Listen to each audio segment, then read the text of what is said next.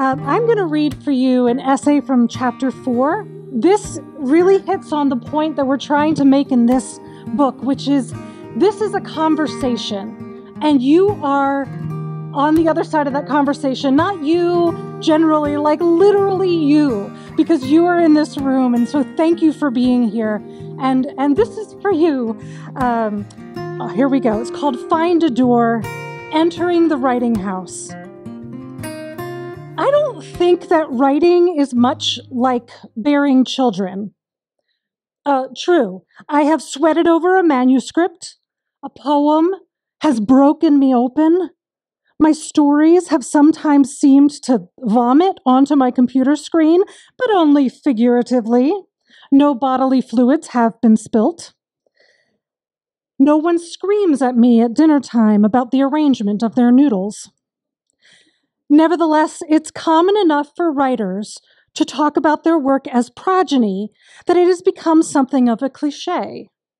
My baby, we say, and everyone knows what we mean.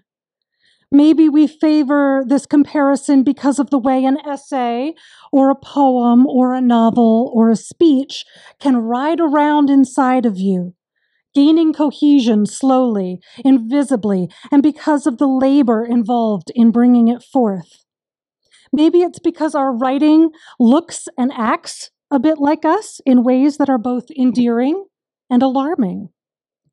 Whatever the case, we make the analogy unselfconsciously. We talk about book birthdays. We thank the midwives who have helped bring our darlings into the world.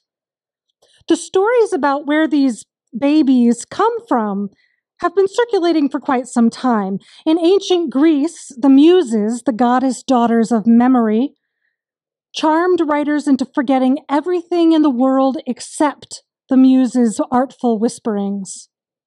Prophets from Muhammad to John of Patmos to Joseph Smith had their writing tasks outlined for them in irresistible visions from God and his angels. Sigmund Freud suggested that artistic creation springs unbidden from repressed childhood trauma. These origin stories depict the generative impulse sometimes as a gift, sometimes as a practice, sometimes as coincidental, sometimes divine. The sheer variety of explanations for where writing comes from might imply that no one really knows. Maybe no one does. Maybe it would be foolish to declare any one source of writing inspiration. So rather than a child I am hoping to birth, I propose writing as a house that a person looks to enter. Perhaps the person wants to live there. Perhaps they mean to plunder it. Motivations may vary. The point is, we want in. And so the writer takes stock of the options. Aside from the front door, there's the basement hatch, the window behind that overgrown rhododendron, the sliding door in the back with the broken latch. Fetch a ladder, and you can crawl in through the balcony. There are some people, the same people who grow nostalgic for the 5-paragraph theme, who only ever use the front door to get into the house. They always send their card ahead of them, and then ring the bell and wait to be let in. They think themselves very proper and demean all other entrances as indecorous or shameful. Writing is serious, they say, swirling an amber drink philosophically. There is a right way and a wrong way to write. They lean forward in their leather chair and give you a patronizing look. Did you know that there are 7 basic plots that comprise all the world's stories? That's it, just 7. They jump to their feet. Inciting incident, rising action, climax, falling action, and resolution, denouement. They have reached a kind of frenzy. There is a proper way to do things, damn it. These people are nincompoops. They aren't entirely wrong. The so-called proper paths can get you inside, but journaling can get you in the house too. Fan fiction can get you in the house. Imitation can get you in the house. Writing on a dare can get you in the house.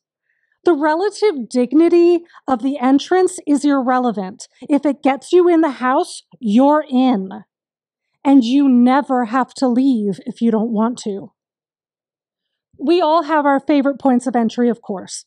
I respond well to writing prompts. Limitation does me good, and I've seen it do wonders for other writers too. When I teach creative writing, I start by talking about the creative power of constraint. A prompt, whether it provides constraint through a specific form or a certain topic, helps clear away some of the infinite possibilities of what could be written. Prompts give you a frame, and you can either build on it or push against it, depending on your mood. Write about the weather. This is a discrete and concrete task. Sometimes I do as I'm told. I write about the stormy night. The sump pump failed, and my father and I watched the water burble up from the basement drain. Other times, I bend the rules as far as I can. With a perverse little enjoyment of my own rebellion, I hammer out a scene with no weather at all. Still air, a hazy sky, and a long, unbroken landscape of hours upon hours. I find a woman on her porch on this weatherless day, and I follow her around until something happens. But prompts are not my only means of entrance into writing. If prompts are a tight squeeze through the pet door, pretending has me meandering around outside the writing house, exploring the garden, lounging on the grass, finally finding my way in through a pair of romantic French doors. Free-form imaginative play was my first entree to storytelling. I became a writer, I think, by pretending with my sisters as a child. Occasionally, our brothers would join us to play the foxes to our squirrels and chase us up onto the window seat in the living room, but mostly it was just my two sisters and me, acting out soaring dramas for our entertainment. We negotiated our characters through their urgent conflicts, desperate to see how it would turn out. If the story went astray, we would revise scenes right there in the moment. No, don't make her a robber. Have her be the queen in disguise, and then we can go back to the castle. My imagination spilled out of the confines of our pretend games, however. I was constantly telling stories to myself, discovering relationships between any two things I happened to touch. Weeding the garden, the crown vetch became a beautiful and cruel villain, thieving sun and rain from the humble strawberries. Washing dishes, the water became a long-suffering confidant, dingy with troubles of others. Dusting became anthropology, laundry a fairy tale. My mind still works this way. 5 minutes at my workbench and my tools have already made their first speeches and the drama is underway. Sometimes halfway through cooking dinner, I will rush from the stove to the computer and start taking notes because a character, a line, a scenario just bubbled up from the saucepan. I have to usher these little imaginative fragments into the house of writing with me before they drift away. Now, a wild imagination is no guarantee that you will become a writer. My sisters haven't lost their facility with imagination any more than I have. Anna rehearses quiet lines of dialogue as she pieces together a puzzle. Emily joins a game of pretend with her daughter and our nieces as easily now as when her big sisters were forcing her to play our waifish servant. But neither of my sisters writes down her flights of imagination into the form, say, of a novel. Either of them could, I think, if she wanted to, but neither has. And wanting to is the primary prerequisite. It is the gate in the fence that surrounds the house. Writing is something you decide to do or not. Inspiration, too, to some extent, is a decision. The indifferent and the disinclined will only ever glimpse the house of writing with all its doors and windows and cracks. They won't ever make it inside. I am someone who wants very much to get inside. Perhaps you are too. I have tried 1,000 ways. My first novel began as a question that kept bugging me as I read someone else's book. My second novel started as a writing prompt for a short story contest, which I did not win. Inspiration has visited me as an overheard phrase, a lone marble turning up out of the garden bed, nostalgia for my mother's kitchen. Having decided to write, it seems like almost any path I am on brings me back to the writing house. And before you know it, I am trying another window, another door. I like to imagine that you are somewhere on the other side of the house, prying at a board I didn't know was loose. Does my account of writing conception help you at all? I admit that it is fairly open-ended advice. Try something, anything. But writing advice that reads like a to-do list has never been helpful to me. I suppose I could turn my own favorite entry points into a checklist.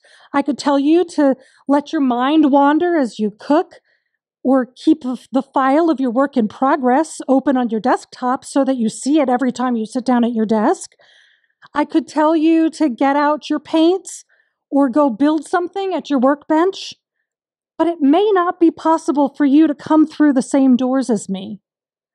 I don't know what your childhood was like, whether you played foxes and squirrels and rewrote scenes with your sisters, or whether you respond well to being constrained. You might be better suited to shimmying up the drain pipe and crawling in through the bathroom window. For you, inspiration may come through music, or list making, or late night television. But this I do know. Your mind, with its own little quirks and habits that define its workings, has given you a set of keys that will get you inside at least one door. Your door. Whatever portal you choose, I encourage you to leave it open behind you. Wonderfully, luckily, we are followed everywhere we go by the hangers-on of our experience, which are varied and strange and surprising. Let in the buzzing clouds of your past, your grief, your learning, your curiosity. My haphazard reading about deep-sea creatures and the history of toilets follows me in, as does my Mennonite upbringing, my niece Nora's life and death, my marriage, my worst and best students. I am an undiscerning hostess, standing back for the besweatered dog who walks the alley behind our house and the peculiar dimness of the room where I took Russian history in high school. Eventually, I will shoo some of these thoughts and memories back outside. The ones that stay will be given jobs, but that is work for another day, another essay. For now, let this be my contribution to the myth-making around writing. Along with the jealous muses and the inexorable voice of God, I give you the writing house, accessible by persistence and volition, humming with intruders. Keep your house keys handy. For me, these are those bits of plot that I stir up when dusting all the memories of having been a child and my feelings about not having children, my intermittent depression, my inexplicable optimism. For you, who knows? Your pain? The way your heart feels when you see the ocean? Some days getting in is the easy part. Some days the key sticks in the lock. But I keep trying. I have to, because this is the house I've chosen to live in.